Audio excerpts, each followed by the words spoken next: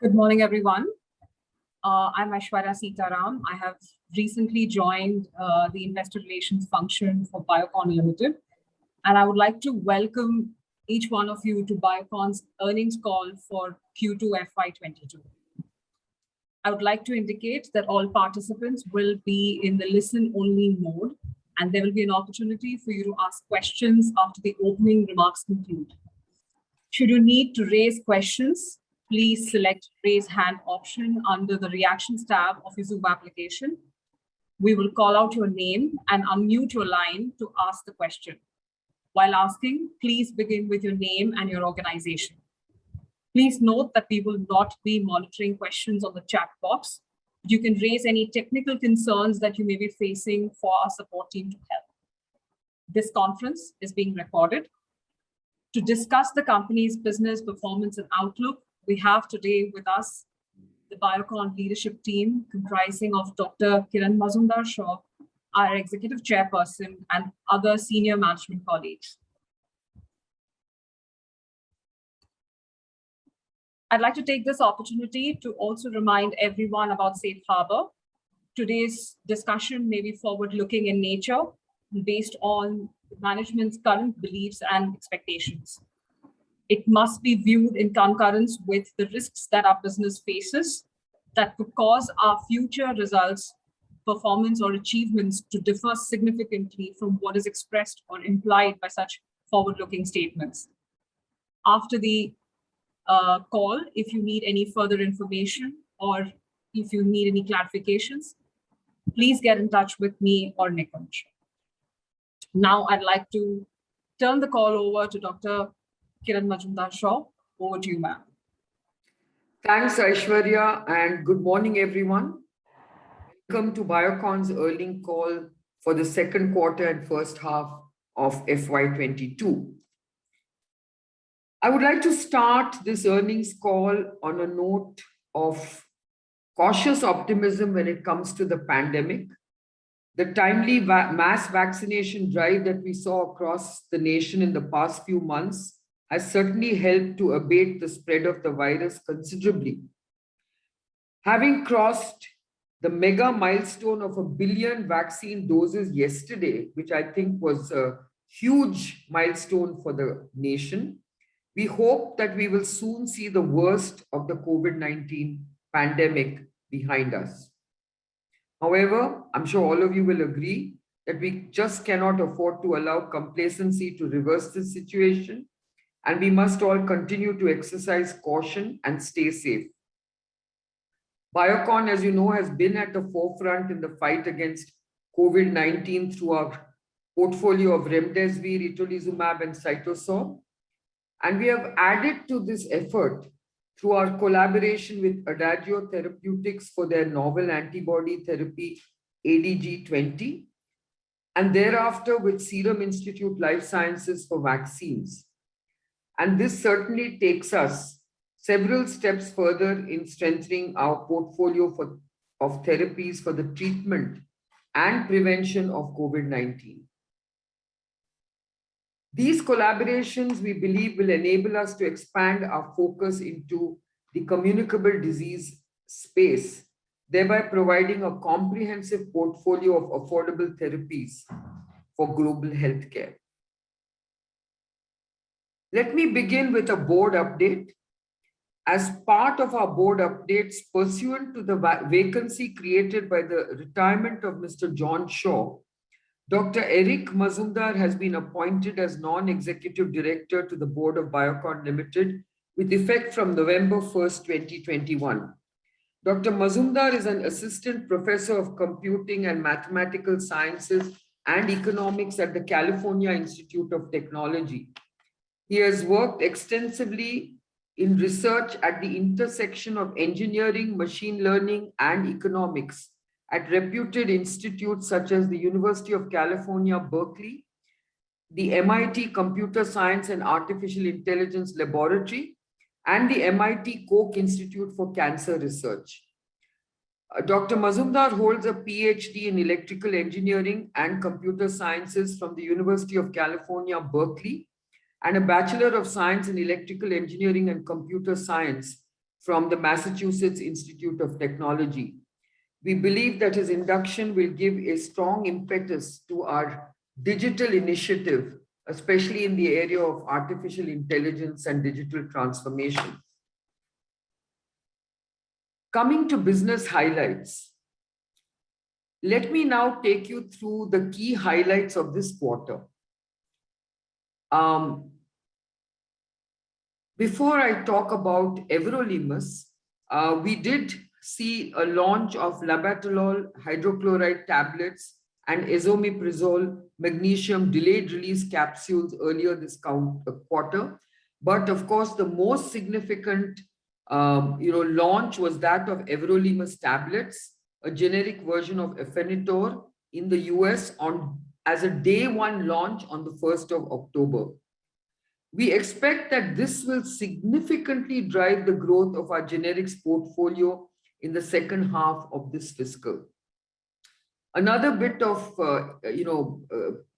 important news was the approval that we received for the world's first interchangeable biosimilar from the US FDA for our biosimilar glargine Semglee, which has now been included as a preferred glargine brand on the national preferred formulary of Express Scripts.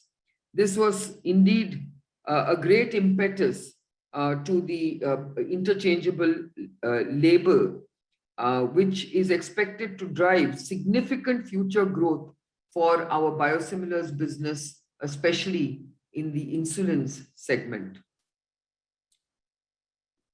We had earlier reported that we had entered into a strategic alliance with Serum Institute Life Sciences to foray into vaccines, by which we will get committed access to 100 million doses of vaccines annually for 15 years in exchange for approximately a 15% stake in Biocon Biologics at a post-money valuation of 4.9 billion. We also entered into a partnership with Adagio Therapeutics to manufacture and commercialize a broadly neutralizing novel antibody ADG20 for the prevention and treatment of COVID-19 for several markets across GCC and Asia, including, of course, India. Let me now move on to the financial highlights for this quarter. Revenues for Q2FY22 were at 1,945 crores versus 1,765 crores, which represents a year-on-year growth of 10%. Our revenues were mainly driven by research services, which were up 17%, and biosimilars that were up 10%. Revenues in our generics business saw a 12% decline. We recorded a gross R&D spend of 165 crores for this quarter, which is very similar to that of last fiscal, which corresponds to 13% of revenue ex Syngene. Of this, 146 crores is expensed in the P&L, while the balance amount has been capitalized. We also recorded a forex gain of 20 crores as compared to a loss of 18 crores during Q2 FY21. Core margin, that is EBITDA margin net of licensing, forex, Adagio revaluation gains and R&D, stood at 33% compared to 32% in the same quarter last year, on account of an improved performance in both biosimilars and research services. EBITDA for the quarter was 551 crores, a growth of 35% year-on-year. The EBITDA margin stood at 28% as against 23% reported in Q2 FY21. Profit before tax, or PBT, for the quarter, excluding an exceptional charge of 70 crores, stood at 276 crores, up 27% versus 218 crores during the same quarter last fiscal. The exceptional charge relates to modification of the optionally convertible debentures of a PE investment in Biocon Biologics and reversal of SEIS claims relating to the prior period, which, as all of you know, has been restricted to 5 crores per exporter. This has actually hit both Syngene and Biocon Biologics and Biocon sales profitability. Our net profit for the quarter before such exceptional charge and associated tax stood at 188 crores versus 169 crores in Q2 FY21, which represents a growth of 11%. After adjusting for exceptional charge, net profit stands at 138 crores. Now let me turn to the performance of our business segments during the quarter. Let me start with our generics business, which witnessed a subdued performance this quarter as a result of continuing pricing pressure in the US for our formulations portfolio and a slower than expected ramp up of demand for some of our key APIs. Advanced buying by customers in the corresponding period of the previous fiscal, in terms of being apprehensive of COVID-related disruptions is reflected in the year-on-year decrease in our revenues. Operational and supply challenges in the earlier part of Q2 FY22 also impacted the performance of the API business. The segment delivered quarterly revenues of 530 crores, a degrowth of 12% over Q2 FY21. The quarter's PBT was at 50 crores versus 70 crores in the same period last fiscal. And PBT margins were at 9% compared to 12% last fiscal. Our statin formulations portfolio in the US, comprising rosuvastatin, simvastatin, and atorvastatin, held on to their market share despite continued pricing pressure, while tacrolimus capsules maintained similar volumes to Q1 FY22. Labetalol hydrochloride tablets and esomeprazole magnesium delayed release capsules were launched earlier in the quarter. And following this, we launched everolimus tablets, a generic version of Afinitor, as a first day launch on October 1st, 2021. This is the first day one launch for our generics formulation business. And everolimus is a prescription medication that is used to treat certain types of cancers and tumors.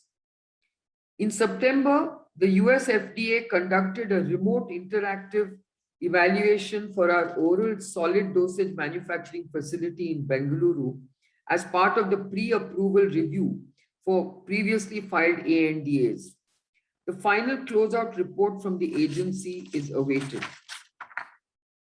Our greenfield immunosuppressants API manufacturing facility in Visakhapatnam remains on track to be commissioned in the latter part of FY22, with qualification and validation in FY23. With remote inspections finally underway, we are hopeful that future inspections will pave the way for our new product launches and expansion into key markets.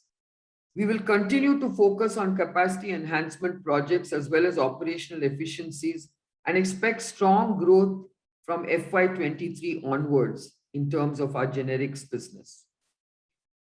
Coming to novels, Equilium, our US-based partner, has announced plans to initiate a phase 3 pivotal study for the use of itolizumab in first-line treatment of acute graft versus host disease, following regulatory feedback from the US FDA, and is on track to commence the study in Q4 of calendar year 21.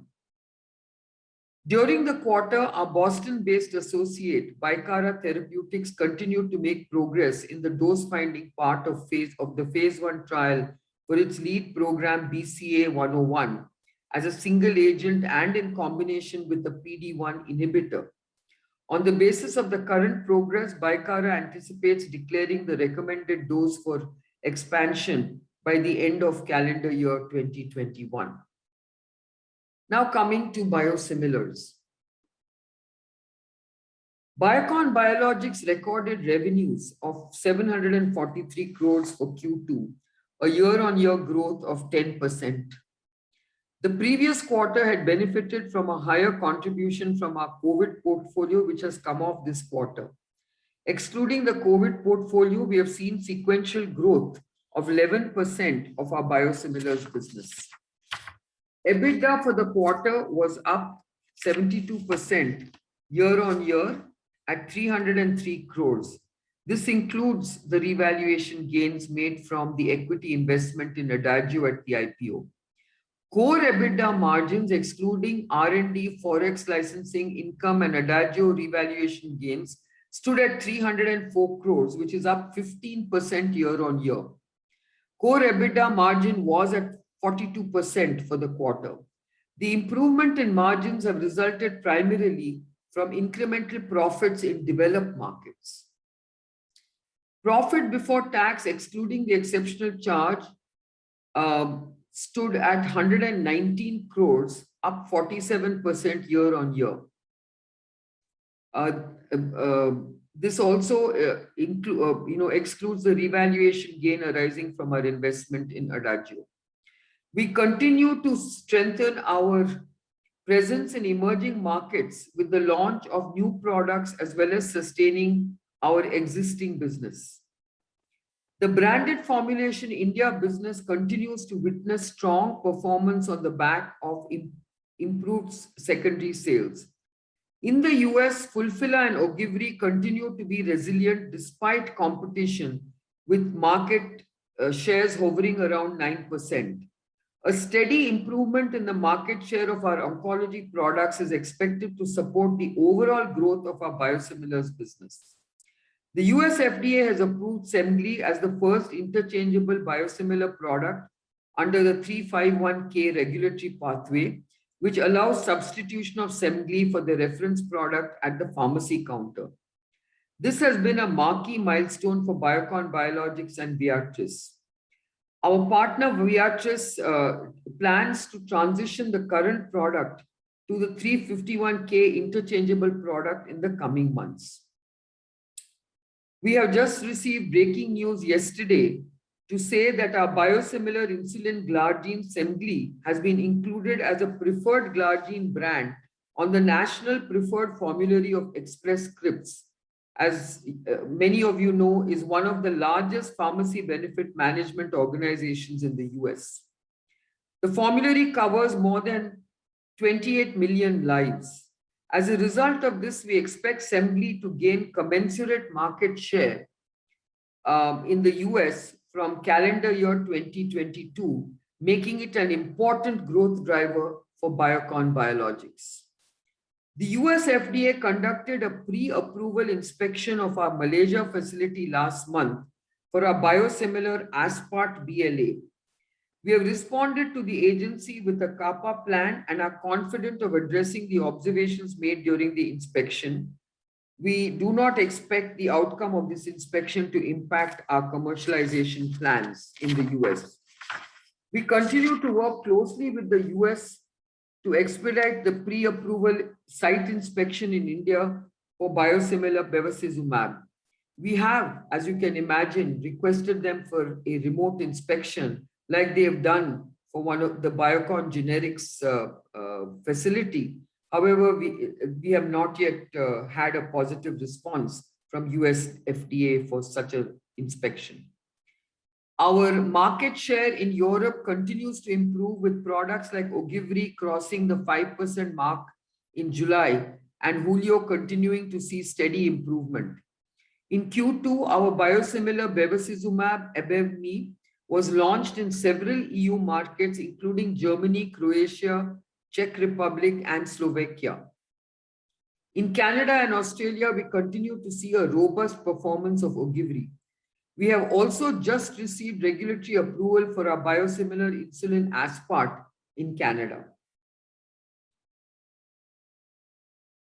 We have also made a strategic move into communicable diseases through two key partnerships, one with Serum Institute Life Sciences for vaccines and infectious disease antibodies, and the second with Adagio Therapeutics for a novel COVID antibody therapy. The Serum Institute Life Sciences Strategic Alliance provides Biocon Biologics an asset-light and accelerated entry into the vaccine segment. Pursuant to the terms of the agreement, Biocon Biologics will generate a committed revenue stream and related margins commencing H2 fiscal year 2023. The near-term focus will be on COVID-19 vaccines since a large part of the global population remains unvaccinated. Only 3% of people in low-income countries have received at least one dose. There is also strong potential from the booster dose of COVID-19 vaccines. Additionally, the partnership will have access to Serum Institute Life Sciences' current development pipeline to address unmet needs in other communicable diseases like mosquito-borne infections. The platform enables Biocon Biologics to add next-generation vaccines that will drive long-term growth. Biocon Biologics has also entered into a partnership with Adagio Therapeutics for ADG20, a novel antibody therapy for COVID-19. This entails manufacturing and commercialization in several emerging markets, including India. ADG20 is being developed for the prevention and treatment of COVID-19 as a single-dose intramuscular injection. It has the potential to effectively neutralize a broad range of SARS coronaviruses, including SARS-CoV-2 and its emerging variants. The company is currently conducting its phase 2-3 pivotal trials to support an emergency use authorization application by the first quarter of calendar year 2022. To summarize, we clearly see the biosimilars business gaining momentum with the launch of interchangeable glargine in the US and continued launches and market share gains for our portfolio globally. This will be augmented by our strategic foray into vaccines and biologics for infectious diseases. We continue to invest in creating a robust pipeline of products enabling sustainable value accretion for our shareholders. Coming to research services,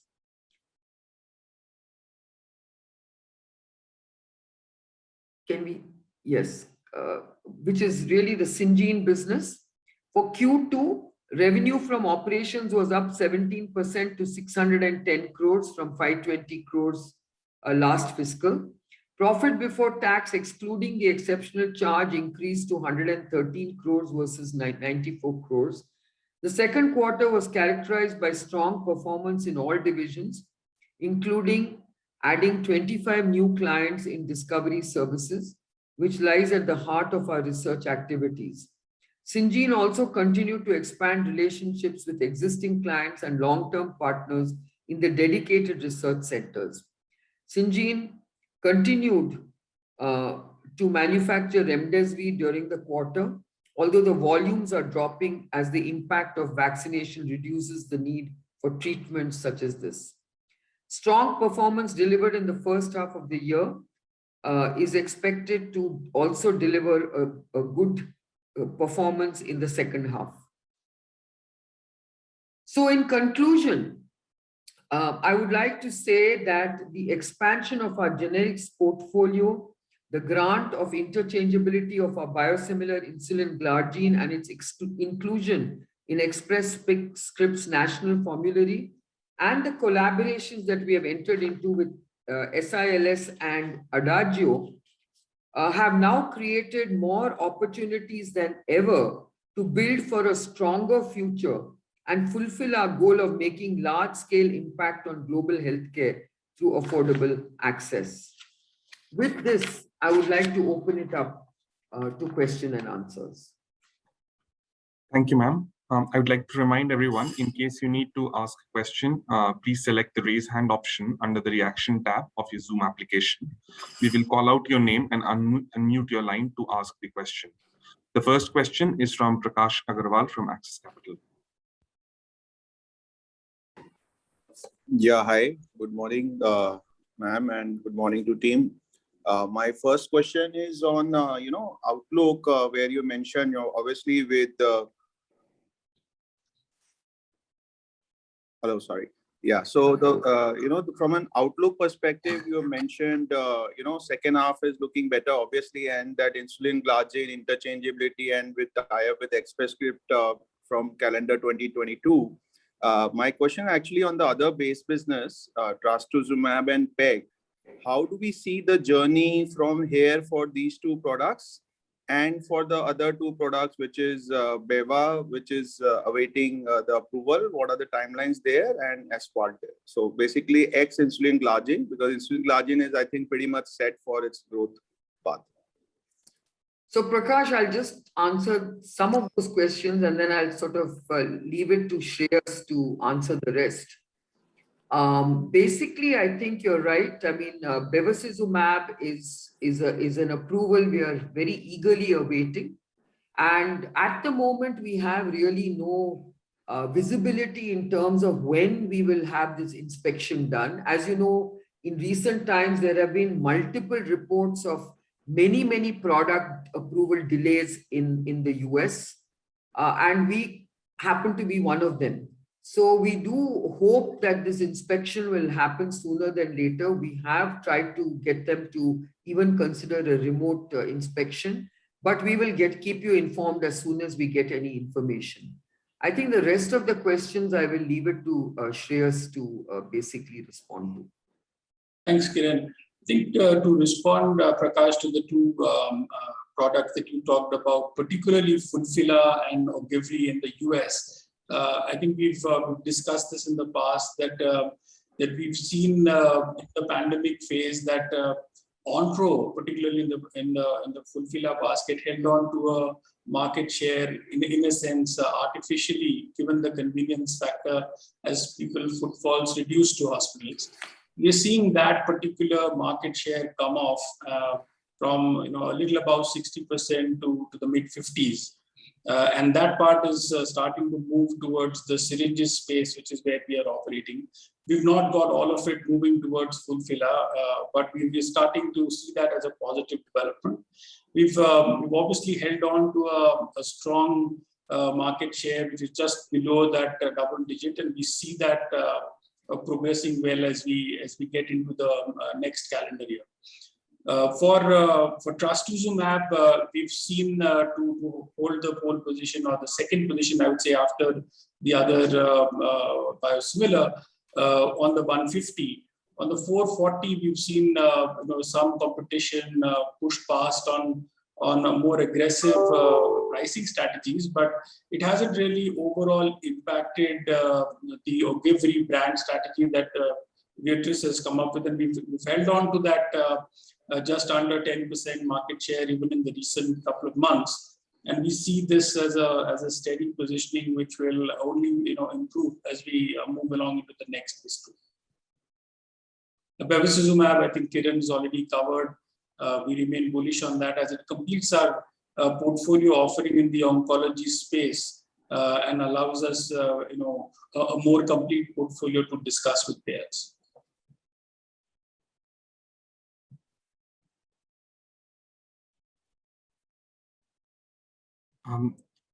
Prakash, would you have any follow-up, or we'll move on? Okay, the next question is from Surya Patra from Phillip Capital.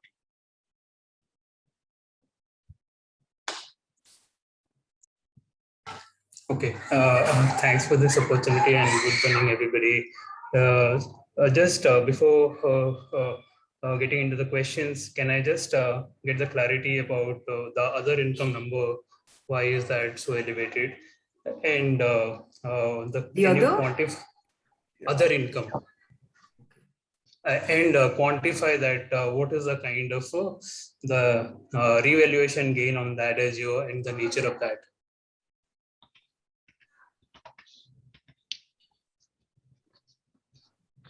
Kiran, can I clarify? Yeah, please. Yeah. Go ahead. Surya, hi, good morning. Yeah, good morning. In August, we had invested $5 million in Adagio Therapeutics as part of that in the IPO at $17 a share. The share was trading at $42 on 30th September, and the gains on account of that has been recorded as other income. Okay. Okay. Can you quantify, sir, what is that number that is there in the other income? 55 crores, sorry. Sure. Okay, fine. Okay, just extending that adagio, these things. So the progress on the product, the 80/20 and all that. So what is the commercial scope there, and what is the competitive advantage of that molecule in neutralizing COVID cases compared to other antibodies that is there in various stages of development or in various stages of progress, and what is our aspiration there? Anything on that front? Yeah, I think Shreyas, you can take this question. Yeah, sure. So Surya, I think the ADG20 product that we partnered with Adagio on is a broad neutralizing antibody, and it really has shown very high efficacy in all known variants. In fact, recently we've published, Adagio has published an in vitro study where ADG20 has really shown a very high efficacy against all known variants, including the Delta variant, the Lambda variant, the Mu variant. And even as other antiviral therapies are available, where efficacies are in the region of 50% or thereabouts, I think it is quite obvious that the antibody therapies have an efficacy of over 80%, will remain the gold standard. And ADG20 specifically has a very unique positioning where it's a single therapy, a monotherapy with a one-shot intramuscular dose, which can be given in an outpatient setting, really improving the convenience of it. And the way it has been designed is with an extended shelf life, which offers, or which is expected to offer protection for close to a year or thereabouts, which really, then offers a lot of security to a wide section of population which is at high risk or immunocompromised or were unable to develop immunity despite vaccinations. So there are two studies that Adagio has been conducting apart from the 6-month study that they've already published in the phase 1. Where they are doing a phase 2-3 study. One is the STAMP study for treatment that I just talked about. And the other study is about EVADE, which is a pivotal study to look at prophylaxis, which should then target a very large section of the population, thereby allowing peace of mind as we go along without necessarily getting infected. But a kind of a shot which you can protect yourself directly without waiting for an incubation period of 2 weeks, which a typical vaccine would do. So we believe the product positioning is very strong and offers several USPs over existing therapies, either in the small molecule space or even in the antibody space, which are either approved under the EUA today or are under development. Just could you clarify the markets?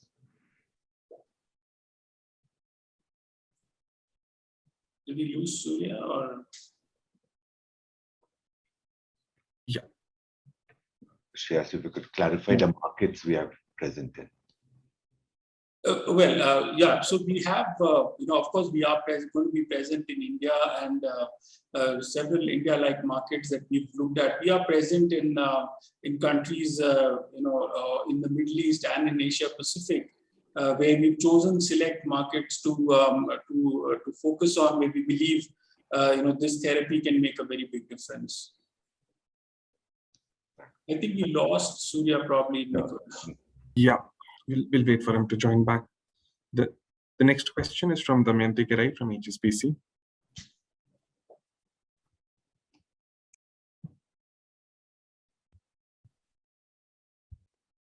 Hello. Damayanti, you're on mute. Yeah. Yeah. Hi, good morning.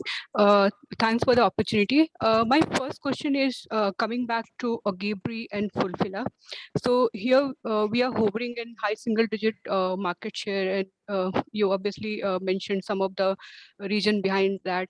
But looking ahead with the kind of manufacturing capacity we have and the marketing outreach which our partner might have achieved so far, potentially what kind of market share we can gain in these two key products?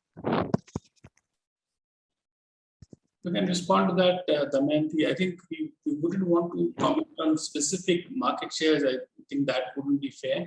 But we've, if you really looked at the past, we've been able to hold on to a steady market share overall, and it's really been moving upwards despite the competition that we've seen. So we've really seen our partner Beatrice being able to navigate the increasing competition as well as the other products which have entered that space over time.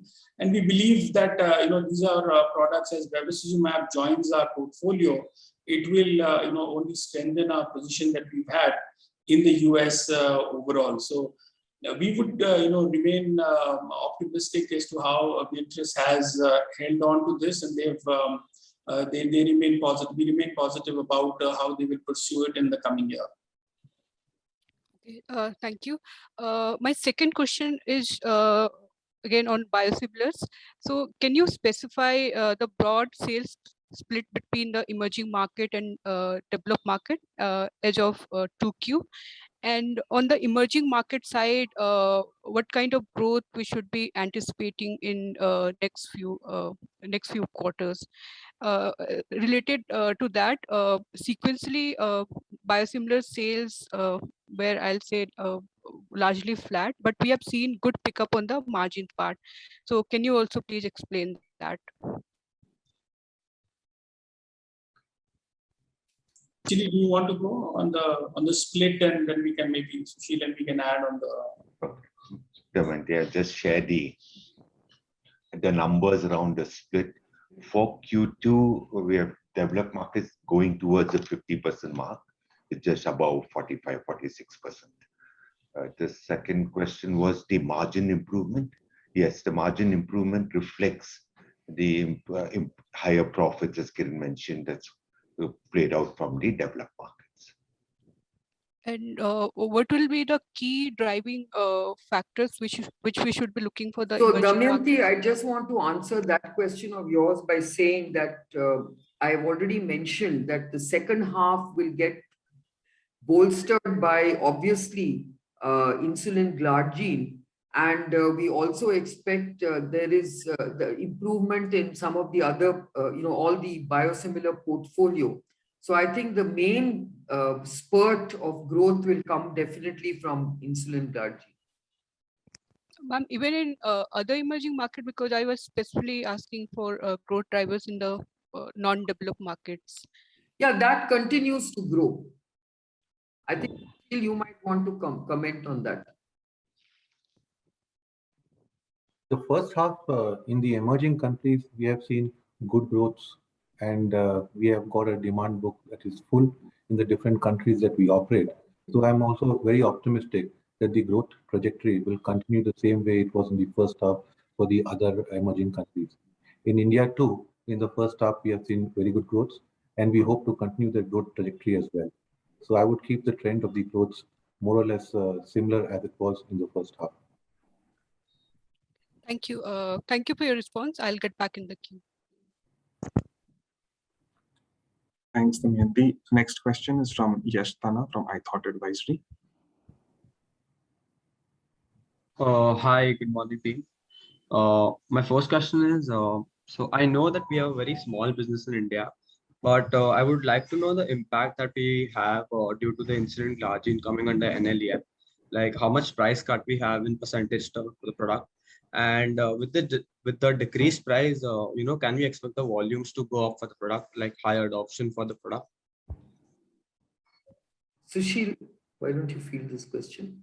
In India, the insulin business, the bigger part of the business in India is still the human insulins. If you look at the analog business, It's about 20% of the patients that is there in the market.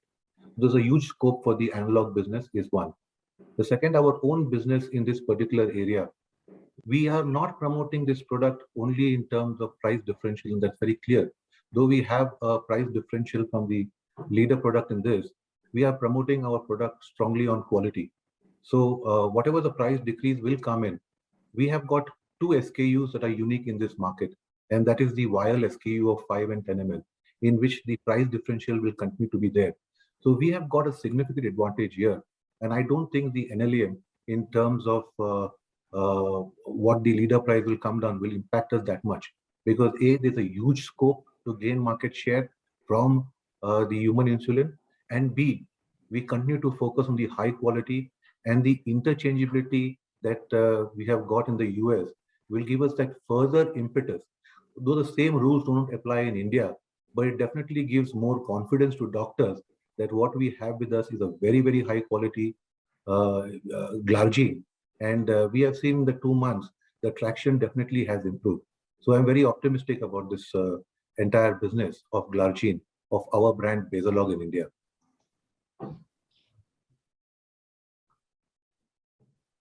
Thanks, Yash. The next one, Yash, do you have any follow-up questions? Yeah, I got muted, sorry. Yeah. So my second question is, on a Visakhapatnam Greenfield facility, so we have invested 600 crores in the facility. And so I would like to know, like, what would be the approximate asset turnovers for the facility? And we said that we can, get approvals by FY23. So when can we expect significant revenues to start flowing in from this facility? Yash, we cannot give guidance in terms of what revenues would be generated from this facility. All that I can say is immunosuppressant is a very important growth driver and a differentiation factor for the generics business. And today we are capacity constrained in our Bangalore facility, and the additional capacity that we will get from Vizag would drive the segment growth in the coming years. Now, what we said is that the commissioning would get complete by end of this fiscal, followed by validation and filing in the next fiscal, and then it will be followed by FDA inspection and approval. So we expect the commercialization to start somewhere in calendar 23 if everything goes as planned. Okay, so H2 FY23 if everything goes as planned. Yeah. Thank you so much. Thanks, Yash. Next one is from Shyam Srinivasan, Goldman Sachs.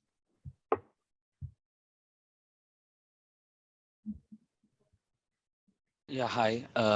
Hope I'm audible. Good morning, and thank you for taking my question. Just from a logistics perspective, if I unmute, I think the participant cannot mute back. So maybe Nikunj, if you can keep that in mind. So let me ask the 2 questions and then pause after that. So first one is on CMS pricing data for biosimilars came out very recently for 2Q.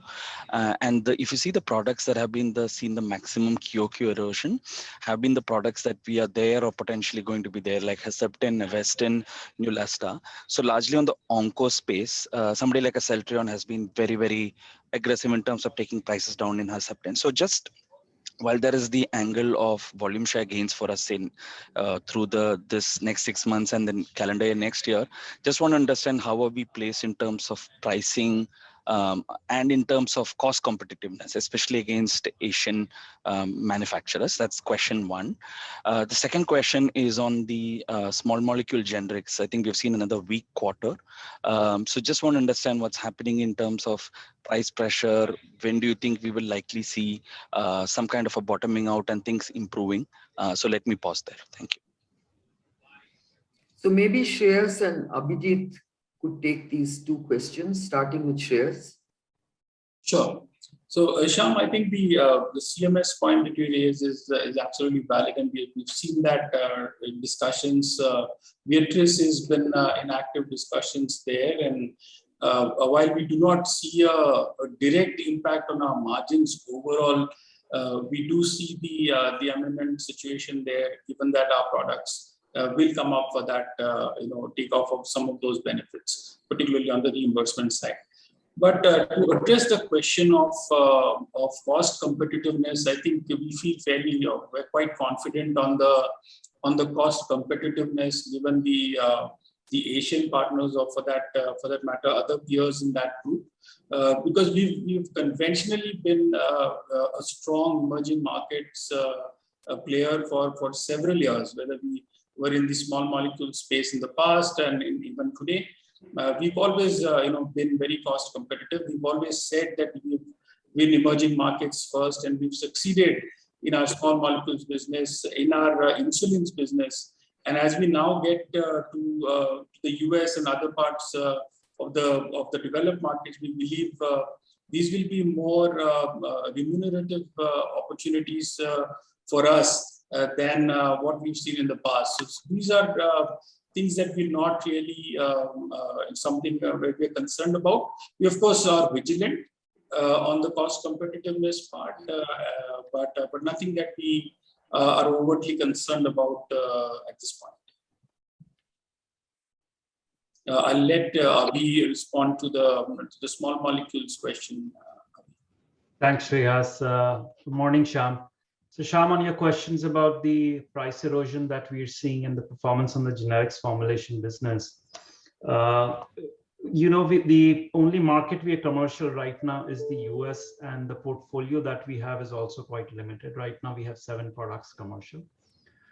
Some of the products that have been commercial, we've consistently maintained our market share between 15 to 20%. But there has been some pricing headwinds on that. Despite that, we've maintained our market share.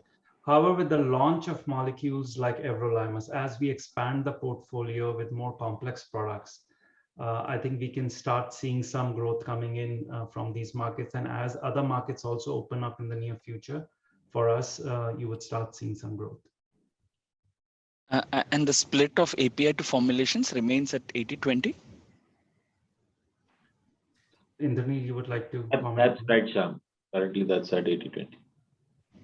Got it. Thank you and all the best. Thanks, Shyam. The next one is from Sheesh Jain from Apex Capital. Am I audible? Yeah. Yeah. So my question arises from the concern that we are not able to gain substantial market share in US in the biosimilar market. And given the stellar margins that we have had and continued price competition in biosimilar business, is it not possible for the company to be aggressive on the pricing front and give up some margins temporarily to gain market share and make this a sustainable growth story for the company? So let me answer that by saying that, look, Viatris is absolutely focused on making this into an important business growth driver for their business. And I think, what we have seen thus far is basically making sure that we are in the market with a sustainable market share, which, as you can see, has been in the high single digit.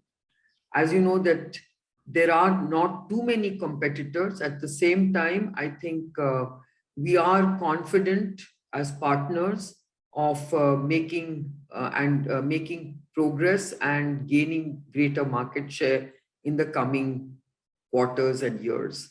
So I think this is a patient, business building kind of phase where I think once we are entrenched in that market with biosimilars, as you know, biosimilar uptake also has now been very positively received in the US. And so now onwards, I think you are likely to see an uptick in market share. So we are very confident, as is our partner Viatris, that things will improve in the future. But your confidence has been visible for past few quarters, but there hasn't been, or I should say more than past few quarters, but there hasn't been visible market share gain. So I'm just concerned, like, what is Viatris doing exactly to turn your optimism and your strategies into substantial market share gain, because that has been constantly in high single digits and there hasn't been. I think the fact that the reason why we remain confident is because if you can see the interchangeability label that Glargine secured certainly should give you confidence that our insulin business is likely to benefit from this particular approval. As you know, Aspart will be the next product to follow. So our insulin segment is getting strengthened with these approvals. And as you know, the Express Scripts announcement of including, Semglee into their national formulary is also a very, very important step in this direction. Similarly, I think that we are awaiting our approval for bevacizumab. This is something beyond our control. There is the only step remaining is a pre-approval inspection. We had asked for a waiver, but US FDA has not agreed to that. And as soon as the facility is approved, we hope to receive approvals soon thereafter. You need to have a portfolio of products, which we do have. It's unfortunate that COVID disrupted some of our strategies, but we remain very confident that in the coming future, you will see a very good uptick in market share, as Viatris also focuses on making sure that they start gaining market share. So that's all I can say. We remain confident because we have the capabilities, we have the capacity, and we are vertically integrated. That's what gives us the confidence that we will be a very strong player in biosimilars. When you compare us to many other companies who are playing in this field, they are not vertically integrated. Except for a few, there are most who are not vertically integrated. And therefore, we believe that we do have a very strong reason to be confident that we will succeed in the near term.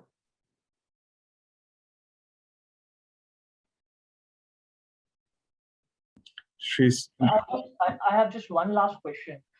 So just as we have interchangeable status on Semglee, do all biosimilars, all biologics can have an interchangeable biosimilar? And if yes, what happens to our market share when other players get interchangeable status for the products that we are not interchangeable in? So do we still sustain our market share in that scenario? Interchangeable labels have also been given, as you've just heard, adalimumab has also received an interchangeable label recently. I think there is an exclusivity period for the interchangeable label. We have a 1-year exclusivity. We will have a first mover advantage, and you need to basically garner market share and make the most of a first mover advantage. That is what we're trying to do with the interchangeable label. Just to add to what Kiran said, Shrish, interchangeability also is a high bar. So it's not something that's an easy access. So there's a requirement for high degree of analytical characterization, showing that your product meets to the expectations that have been set by the agency. Of course, together with Viatris, Biocon Biologics has set that bar, and we've paved the way for an interchangeable insulin, improving access. And there will be others who will follow. But like Kiran said, it is something where we carry an exclusivity period. And, this is something that's not easily accessible unless you have the scientific credibility to get past that bar. Thank you, sir. The next question from Tushar Manatane from Motilal Oswal. Thanks for the opportunity. Just on Semglee, would like to understand. Sorry, Tushar, your line is not clear. Am I audible? You're audible, but there is some disturbance. Am I audible now? Yeah. Just on this Semglee, while we are having own product and as well as interchangeability associated, would like to understand, we also going for the authorized version as well. What could be the key benefit for them? So Nikuj, did you hear it? I couldn't hear the question. No, the question was that you've got both Semglee and an authorized generic. What is the strategy of that? Rationale. Yeah, so Tushar, I think these are two products that we've launched in the US market. Viatris has brought these to the market. Basically, this is a commercial strategy to allow access, as broad access as we can to patients in the US or people with diabetes in the US, as much as, whether they are varying insurance plans, their co-pay coverages, their payer preferences and coverages. I think the intent is to see how we can maximize reach of the product, regardless of how the patient is placed. Viatris, of course, will be best placed to respond to it, but the intent is to see how we can make access, make the product accessible to a wide section of people, whether they are covered through the formulary or limit their co-pays to a ceiling. That's the real intent behind the two products. Are you manufacturing the authorized version? Yes. Biocon would be manufacturing the authorized version? Yes. And secondly, I would like to also understand, while we have a good pipeline of insulin glargine, aspart, and bevacizumab, would you like to share the other potential molecules for FY23-24, maybe 25? So we've talked about a bunch of products, Tushar, which are the insulin and insulin analogs.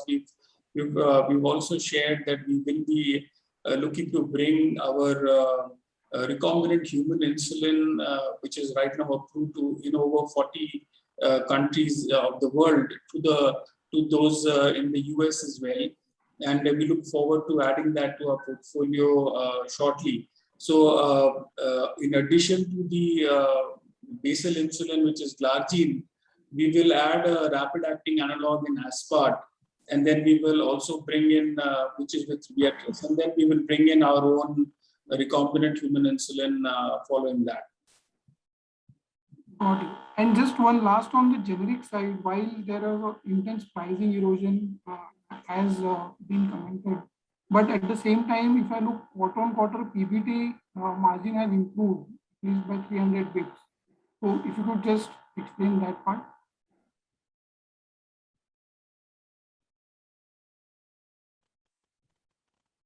Go ahead, Indrani. Is that to you or Indrani? Like, I don't know. Yeah, I think the quarter-on-quarter margin is largely reflected due to the product mix. I think operationally our base has remained similar to Q1. I think it's purely a play of product mix. Good. Thanks. That's it. Thanks, Tushar. The next one is from Ankush Agarwal from Surge Capital.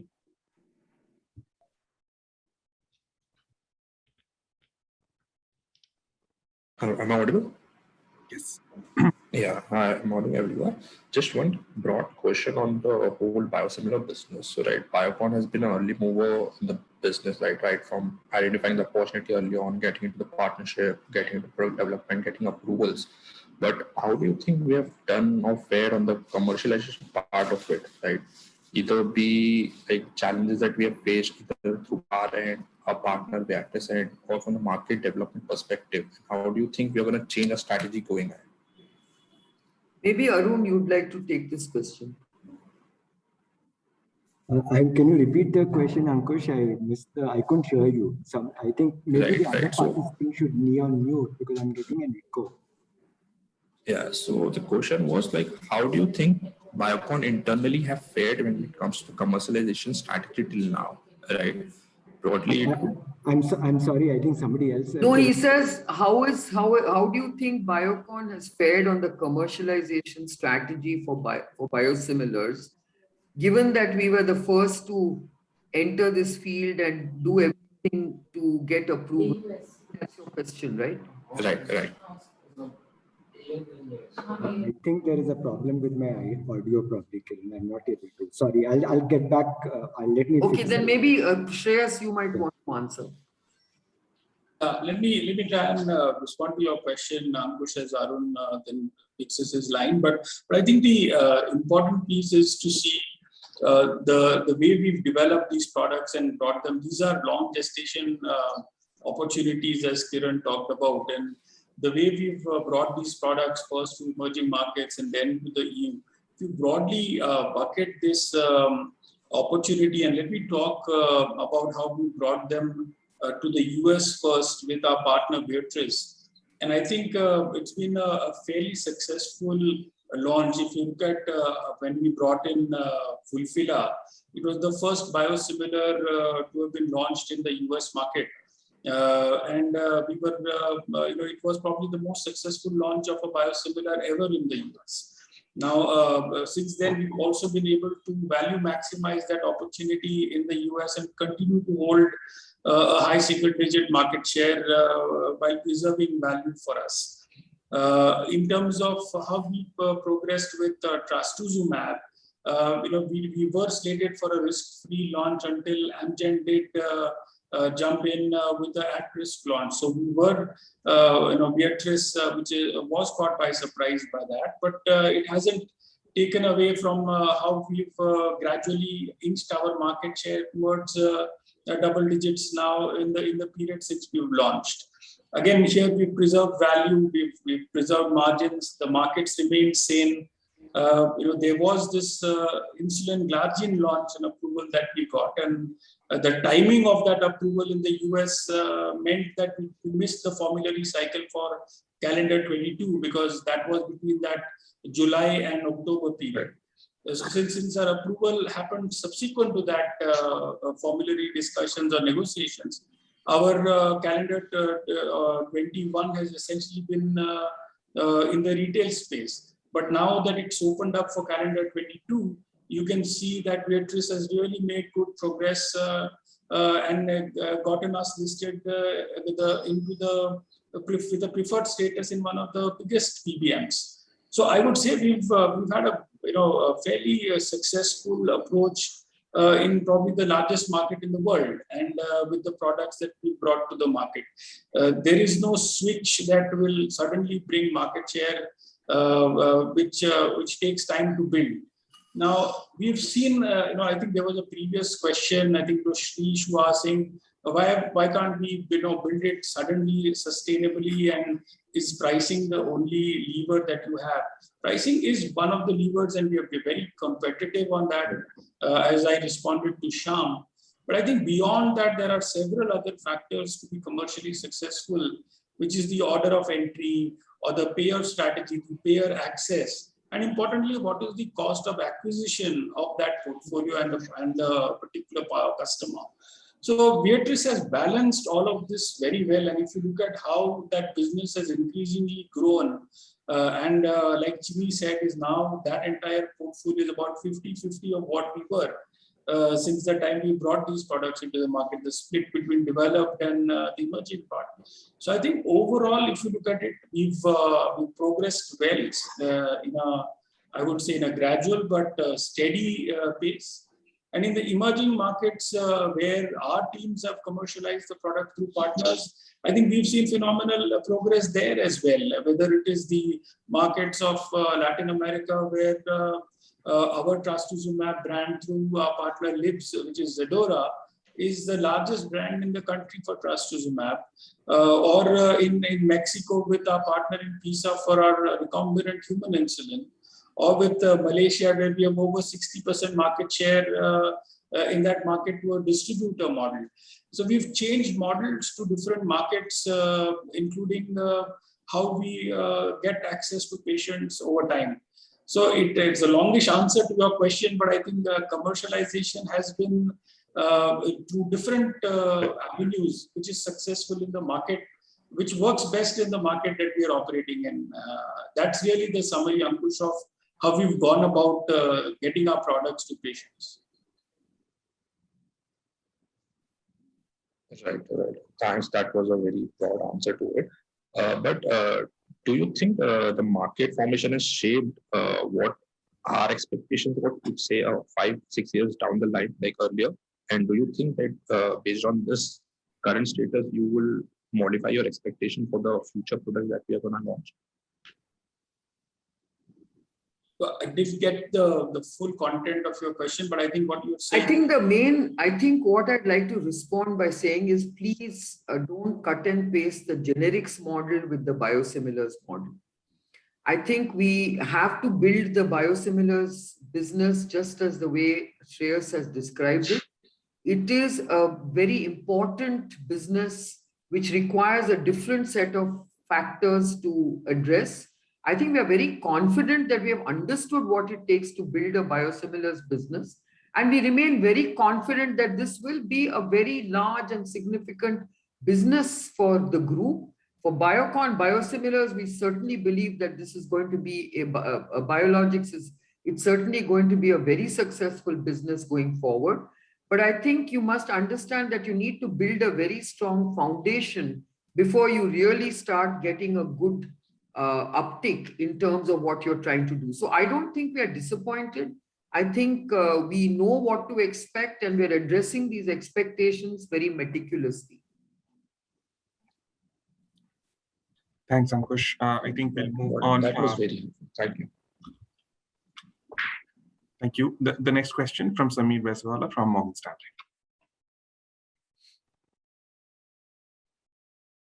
Hi, good morning, everyone. Thanks for giving me a chance. So first question is on your virtual PAI that has been done for oral solid in Bangalore. Can you give some color on that, in the sense that typically it would be for first generic, complex, high value product? Is that the case with you as well?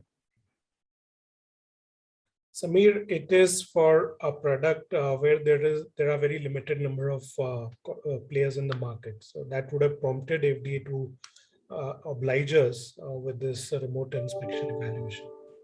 Is it a large market in dollar terms, or? Not very large, I would say. Abhi, maybe you want to add some context there. Sorry, I was on mute, Siddharth. Yeah, it's not a very large market. It's upwards of 500 million with limited competition. Okay, great. Thanks. And the second question is on Semglee. Have you had any advantage on the vial side? Because I think you are the only player on that. And the second is, or does the commercialization contracts both for pen and vial go hand in hand? And the second is, would it be a fair expectation that you get to a double-digit market share over next 12, 18 months? Your thoughts on that. Let me respond to that, Sameer. I think the opportunity with the Express Scripts formulary listing that Beatrice has secured is for pens and vials both. So we would, in that sense, be the only one outside of Lantus which had that. So it clearly creates a unique positioning, and we see an uptick in that particular SKU clearly. So that's different from what other products have to offer, particularly Basaglar. On the second question, do we see our market shares moving up? I think I couldn't specifically comment on what that would be, but it's fair to assume that they will move north of where we are today. I think it is safe to say that certainly the aim is to be in the double-digit growth category, market share category. Okay, that's great. Just one or two more. Can you update us on the pipeline of new biosims entering phase 3? I think there was expectation that there would be a couple of them in this current fiscal. And second is for Aspart. What's the realistic timelines that you think you will be able to get the approval and launch the product? Yeah, so for Aspart, as Kiran said in her opening remarks, I think there we've clearly hosted the inspection. FDA has visited us. We did receive a Form 483, and we have those 6 observations we feel very confident about, and we've responded to those observations with solid CAPA actions. which we believe the FDA will find acceptable. So we are looking at an approval, at some point in time, sooner than later. So that's about Aspart. And in terms of your other question, which was more related to products coming to the clinic this fiscal, I think we are on course to deliver on that, and we should be discussing them and the progress of our pipeline with you as we get on to more discussions like this. Shreyas, would you say Aspart is for 1Q 2022? Is that a realistic expectation calendar? From an approval standpoint, yes, I think launch strategies would be depend on how Viatris sees this and how we position it. I think Viatris would also have to view the formulary cycles like we did in case of Clargine. So we'll have to be mindful of that as we bring Aspart also into the market. Okay, great. Thank you so much. Thanks, Amir. The next one is Prakash Agarwal from Axis. Yeah, hi, thanks for the opportunity again. I got muted somehow. So my second question was on the cost aspect. So we've been hearing a lot of increase in raw material prices, solvent prices, as well as power cost. As a company, what we are witnessing now and how well we are positioned for the next 6-12 months from a raw material as well as the operating costs like power, etc.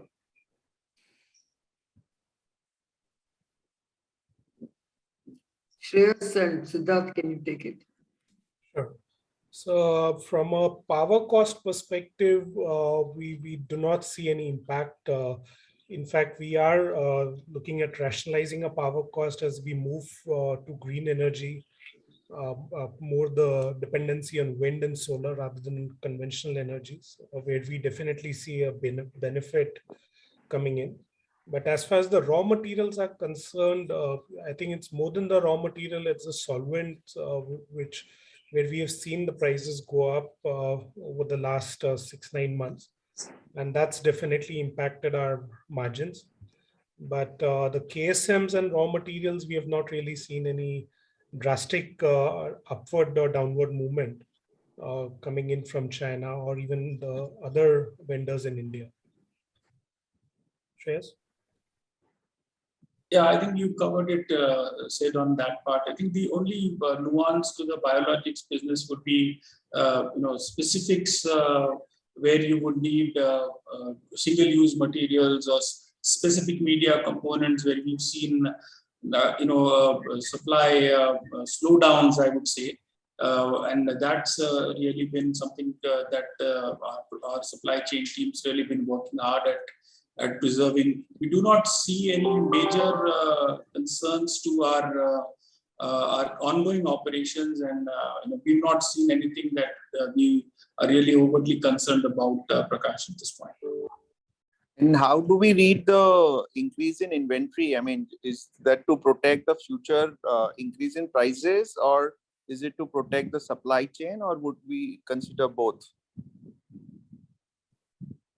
It would be a mix of both. I'll let Chini comment on it, but it is a mix of both. Clearly, there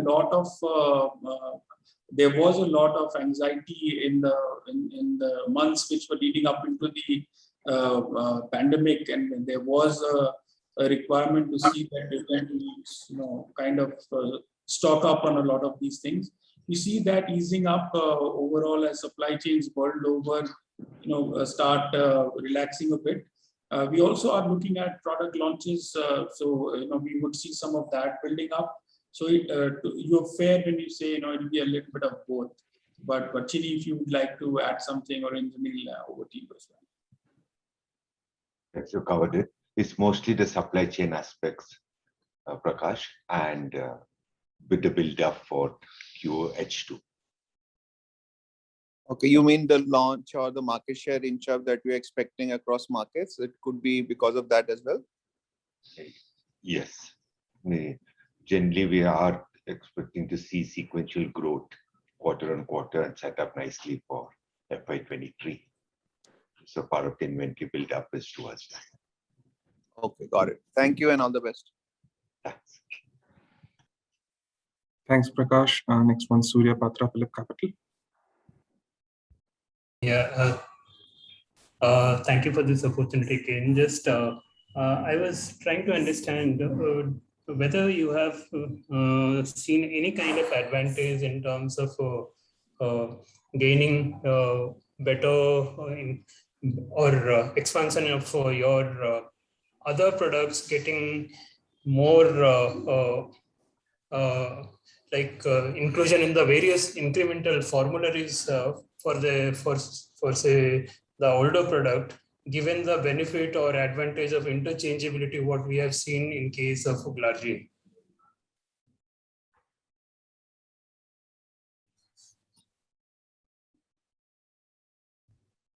Let me reframe the question, please. Sorry for that. See, we have seen interchangeability at approval for glargine. So now this would be a demanded product from us. So whether this is giving any advantage to the other old product in terms of penetrating faster with new contracts or new customers like that. No, I don't quite follow that. Would you want to respond to that? If you could hear about that, Surya's line has been a little I think static on that.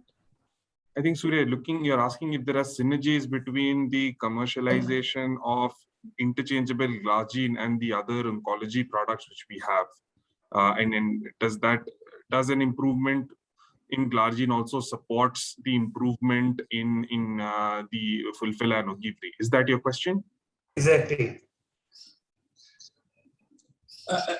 I mean, see, if you look at our current relationships that Viatris has with some of these major formularies, Fulphila is invested with some of these PBMs in some way, and we have those ongoing relationships. But of course, you know, this kind of a preferred listing with a formulary as large as Express Scripts will have positive knock-on effects, not just on other products in our portfolio, but even potentially with other customers. These are things which we can't necessarily comment on how those will play out. But it's basically intuitive that some of these things will have synergistic or positive rub-on effects overall. But to really say that this is what will happen, I think would be very difficult. Okay. Okay. Then similar question on let's say Fulphila, what we had seen last quarter, that US FDA highlighting the artificial volume gain what the innovator has witnessed over the years because of the on-pros kind of marketing. So after that, did you see any kind of advantage in terms of better penetration for Fulphila?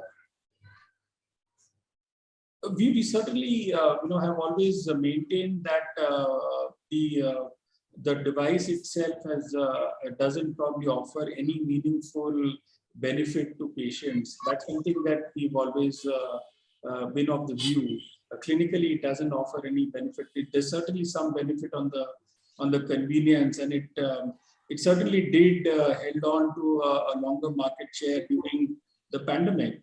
But you're seeing that come off now, and you're seeing that erode. So we certainly feel that the syringe market will overall benefit, which is where we are currently operating in. So we certainly see some positive effect of that. Okay. So just last question on the. If you don't mind, if you can get back to queue, because in the interest of time, we'd like to cover everyone else, if that's fine. Sure. Yeah. Thank you. The next question is from Charulata Gaidhani from BNK. Charulata, please go ahead. Yeah, my question pertains to the difference with adalimumab getting interchangeable status. How does it change the market dynamics, and what kind of volume growth you can anticipate in the market? we wouldn't necessarily want to comment on competition here, but the adalimumab biosimilar interchangeable approval that Boehringer has been able to secure, they've of course been ahead of the pack in terms of what is publicly available in terms of dates. So we certainly feel that this is a positive development overall in terms of how it will improve and widen access of the product. But it's if you really look at it, Humira is a large opportunity overall, and we believe that it will only get better in terms of how this will be explored by all the biosimilar players, including Viatris, who has a large play there. So we see this overall, Charlotte, as a positive development in terms of acceptance of biosimilars in general. Okay. And my second question pertains to the Serum deal. By when do we expect completion and the funds moving into Biocon? Let me start this by saying there are no funds moving into Biocon, but we expect to see this partnership realizing revenues for Biocon Biologics in the second half of next fiscal. Okay. Yeah, thank you. Thanks, Charlotte. The next question is from Kunal Dhamesha. Yeah, thank you for the opportunity. I have just one question. What would be our gross block for the Malaysia Biologics facility, and what would be its bioreactor capacity?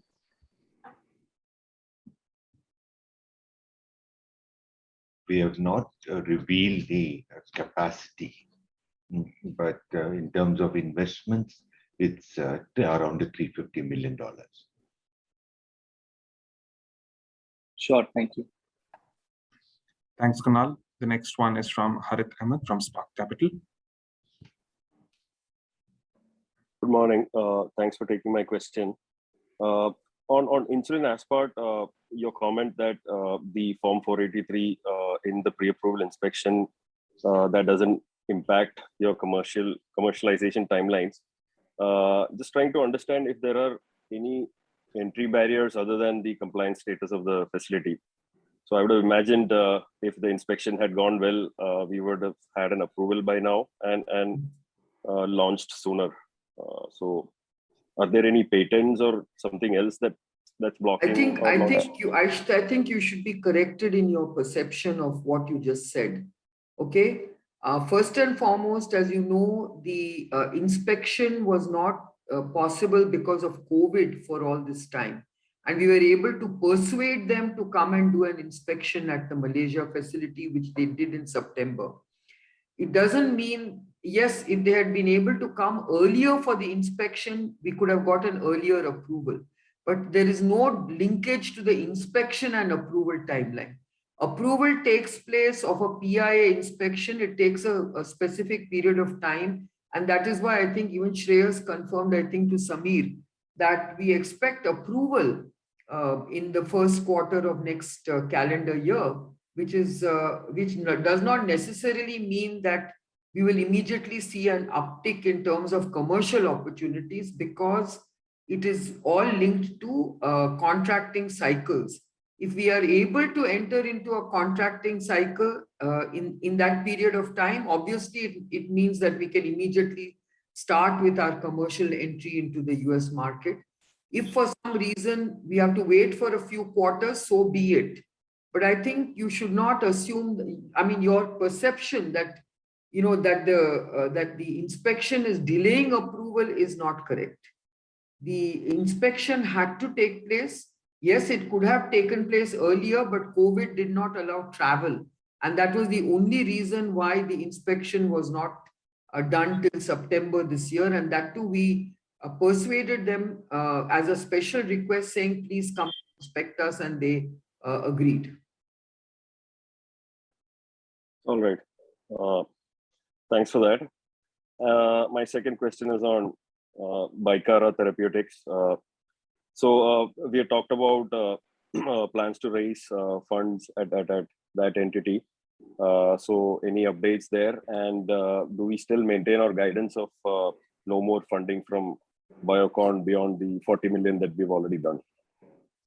They are in the process of raising funds, and we will provide some basic funding to keep their operations going. But beyond that, we are not funding them at such a large level. Thank you. And the last one from my side.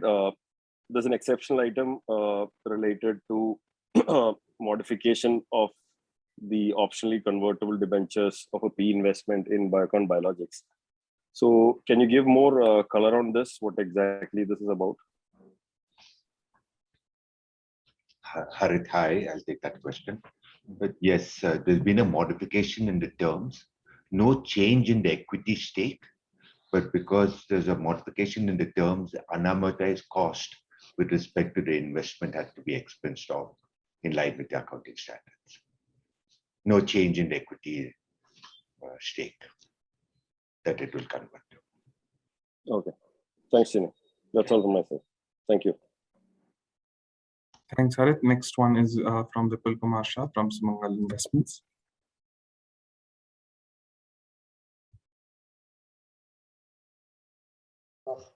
Am I audible? Yes. Yeah, my question is to Kiran ma'am.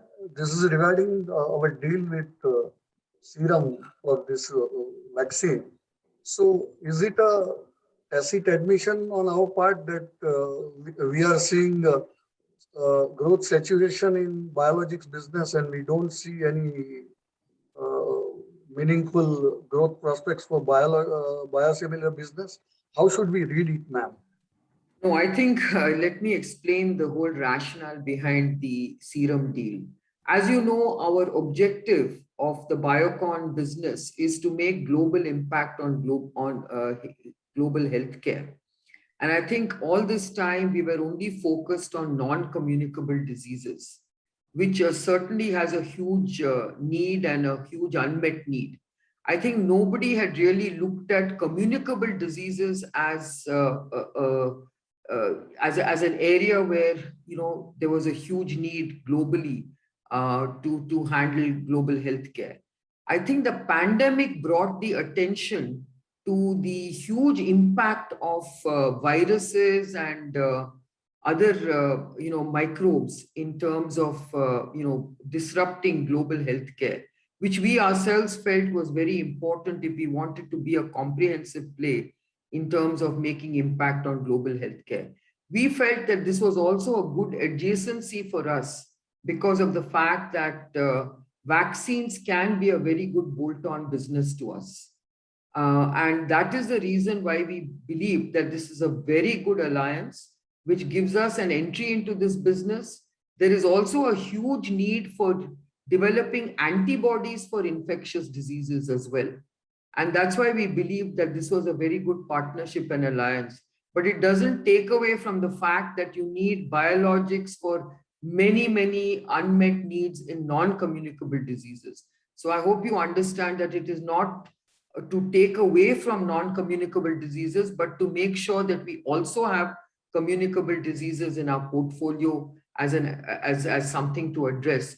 Because both these areas do have unmet medical needs, which are being served by biologics and also now with vaccines. So for a long time, I think the vaccine space was stagnating because there was no need for addressing any of these kind of viral diseases. But today, the spotlight on viral diseases and their disruptive impact is being felt. And we felt that we also need to be there. So, ma'am, are we open to venture into manufacturing of vaccines at a future date also? Well, I think we've already mentioned that in our alliance, that Serum Institute and Biocon Biologics will enter into research programs for next generation vaccines. Okay, ma'am. Thank you and all the best. Thanks, Vipul. We're just getting over time. Maybe we'll just have one quick question from all the three raised hands and then we'll close. So Tarang from Old Bridge Capital, you can go next. Hi, good morning, and congratulations on getting the interchangeability status and approval through Express Scripts. Actually, I had 3 questions, but I'll just probably start with one. What proportion of the overall glargine volumes in North America would be currently driven through the Express Script signal network? In roughly the region of about a fifth or a fourth in that region, somewhere in that place. Okay. Can I just squeeze in one more, please? Sorry, Tarang, we just want to give opportunity to everyone, and we can, of course, take these questions offline if it's fine. Sure. Thank you. The next one is from Satyakirti.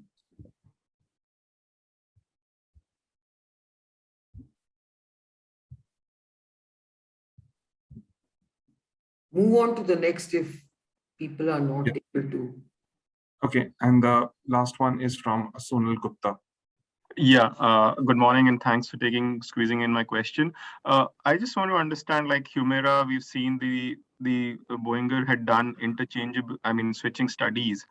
So I just want to understand that for what would be the cost of, like, if you were to pursue something similar for your MABs where you have interchangeability, what would be the cost of doing a switching study? So each one of these studies would be different depending on the product you are trying to do it for. It would vary depending on which reference product you are generating the study for, the period for which that you are conducting the study, the number of switches that you would need to conduct before you can claim absolute switchability. So it would change from product to product for all these chronic therapies. But more importantly, you will have to see, given the current guideline status, that it's only the first one to make it past the line who can really benefit from it, given the 1-year exclusivity period that they will enjoy. And this particular study was known for a while, so it was obvious that if they were to make the cut, then really anybody else conducting a similar study would probably not benefit from that anyway, because there could be now an exclusive status that the first one past the line would enjoy. So it is really in that context that you have to view these kind of studies. Okay, thanks a lot. Thank you. Thank you, everyone. I think there were a few more questions, but we would request you to reach out to Aishwarya or I, and we can help you with the responses. Given we are over time, I think with that, we would like to conclude the call, and we look forward to seeing you again next quarter. Have a good day.